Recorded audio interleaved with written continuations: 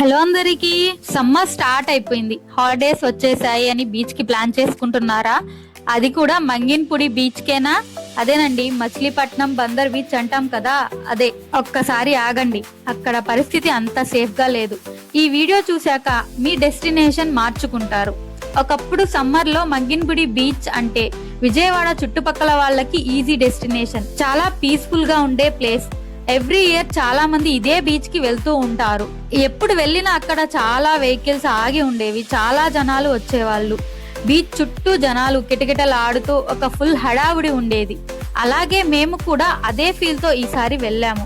కానీ మాకు జరిగిన బ్యాడ్ ఎక్స్పీరియన్స్ ఎవరికి జరగకూడదని ఈ వీడియో చేస్తున్నాను. వీడియో స్కిప్ చేయకుండా పూర్తిగా చూడండి.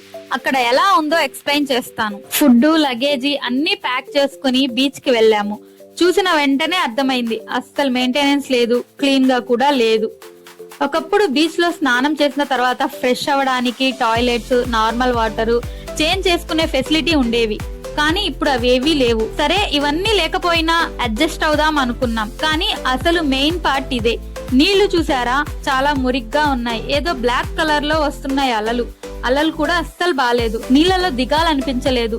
అలలు కూడా అదేదో భయంగా అనిపించాయి. చూస్తే బీచ్ కి ఉన్న ఆ ఫీల్, ఆ కళ ఏమీ లేవు. ఎంత ఎక్సైట్మెంట్ తో వెళ్ళాము, అంతే డిసప్పాయింట్మెంట్ తో తిరిగి వచ్చాము. మాలాగా ఎవరు ఈ సిచ్యువేషన్ ని ఫేస్ చేయకూడదని ఈ వీడియో చేస్తున్నాను. ఈ సమ్మర్ లో ఎవరైనా మంగిన్పుడి బీచ్ కి వెళ్ళాలి అని ప్లాన్ చేసుకుంటే మాత్రం వాళ్ళకి ఈ వీడియో షేర్ చేయండి. ఒకవేళ మీరు రీసెంట్ గా వెళ్ళి వస్తే మీ ఎక్స్పీరియన్స్ ఏంటో కామెంట్ లో షేర్ చేయండి.